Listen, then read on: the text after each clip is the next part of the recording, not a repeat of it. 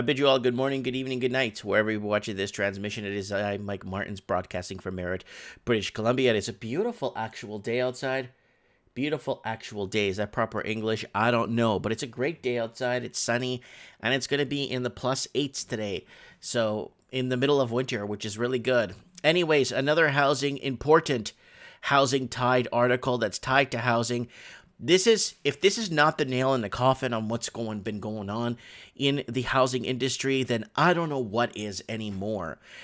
Canada's non-bank mortgage industry more than triples its business. Let me say that again. Canada's non-bank mortgage industry more than triples its business. I'll even say it in Spanish.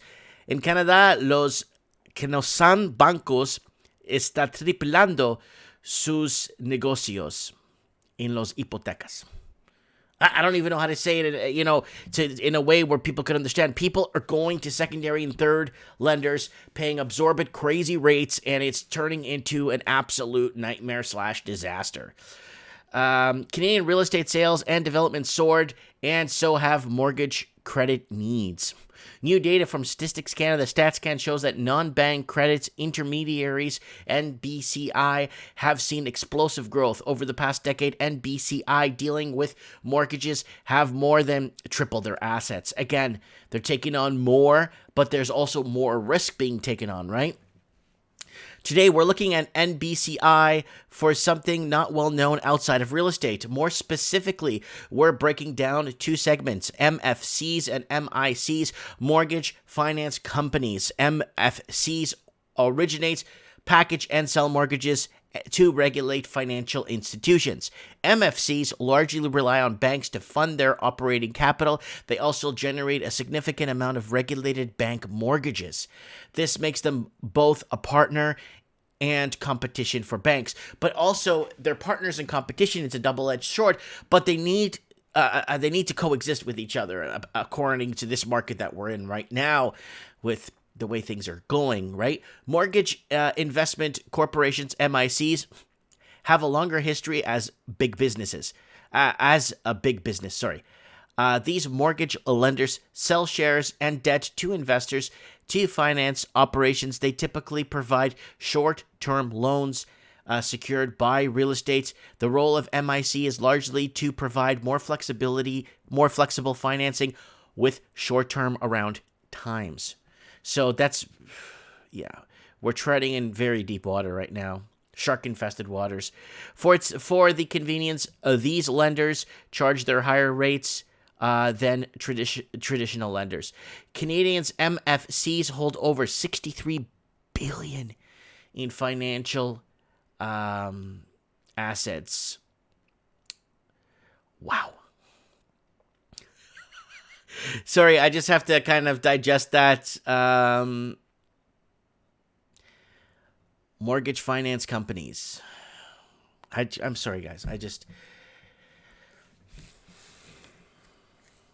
The assets held by Canada's MFCs have exploded in growth over the past years.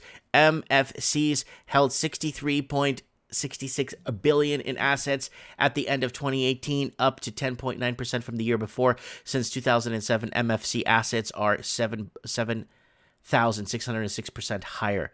Let me say that again. 7,606% higher. The average annual pace over growth since then has been 83.38% a year. The segment went from relatively small industry to a big run. So here it is, Canadian Mortgage Finance Corporations. Wow. In 2014, they ceased to exist, and then just boom. Look at them grow. See, this is when times we're kind of rebuilding, and banks were just throwing money out at low rates. Look at that. And then things weren't that bad even in 11 and 12. It's lately. Look at this lately here. Canadian MICs hold over $29 billion in assets. That's a lot of cake, people. Canadian MICs have been experienced rapid growth as well. MICs held $29.85 billion in assets in 2018, up 13.34% from the year before. MIC assets are 211.19% higher from where they were in 2007, which is huge growth. It probably just doesn't look like much in contrast to the amount of MFCs have grown. So Canadian Mortgage Investment Corporations. There it is. Remember, guys, Better Dwelling, don't forget to check them out. They're the only guys with their finger on the pulse to housing markets. Canadian households have been on the mortgage credit binge over the past decade, a binge so largely they needed to trap non-traditional forms of financing. That's dangerous. And a lot of people know it's dangerous. A lot of people understand that it's dangerous, but a lot of people have nowhere to turn. And this is a huge problem, guys. You don't understand how much of a growing concern this is. That the middle class has been under attack for the last decade. The working poor has been under attack for the last decade. To lose their wealth, we used to be a wealth-building nation. People back when they immigrated from Europe in the 60s, 70s, and 80s and bought in their housing at the right time and secured financing and got everything done at the right time. Mind you, they were borrowing at 12 to 16% interest rates at the time, but they still managed to pay off their homes in 5 to 8 years. And my dad's a prime example of that. And you know what, guys? It's getting a lot harder. Wages haven't been keeping up with this huge gap and delta between wages and inflation. Wages have not been keeping up for 20, 30, 40 years, depending on how you see the price of goods going up. And you know what, guys? People are taking those 8, 9, and 10% mortgages. The amount of it's very vigorous. Those are very vigorous mortgages. Very vigorous. They're very dangerous, guys. Stay away from those vigorous mortgages. Non-banking intermediaries still represent a small segment of the total mortgage industry. However, the growth rate is manipulates higher than the traditional bank lending. So let's go back to basics again one more time. So they're manipulating gold to stay low. They're manipulating housing to stay up. Food's going to keep going up. And they're going to blame it on the price of oil going up. So you see what I'm trying to forecast here.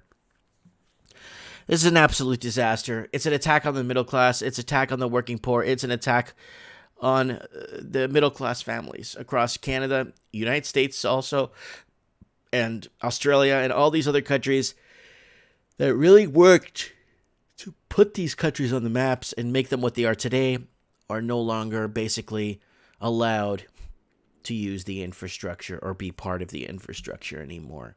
I don't know. Maybe I'm severely delusional. What the heck do I know, right? Let me know, guys. Canada's done. I'm not even going to read that again. It's so depressing. Guys, don't forget to join the channel here if you want for $1.99 a month. Don't forget to also buy a t-shirt or something for Mike in the Night or Trends in the Housing Market or Morning Coffee with Mike. Thank you to my Patreon supporters. And don't forget to PayPal me if you want to send a donation. And if you want to message me directly, don't forget to message me here on the Mike Martins channel on Facebook. I get all my messages here, more organized here. I put up photos and stuff of things that are going on and stuff. Look, back in '84. Look, Ric Flair, woo! And yeah, guys, follow me. I have 117,000 followers. There's a few fake pages. I think they're gone now. So join the channel, be part of the community, and send me a message. Let me know what you guys think in the comments below. Thank you so much. People moving or trending towards more dangerous territory when it comes to borrowing money. Remember, guys, it's vigorous. Stay away from these vigorous lending loan shark tactics. That's what I see them as, because in the end, it's you that's working to pay off this debt, nobody else. Let me know. Comment below.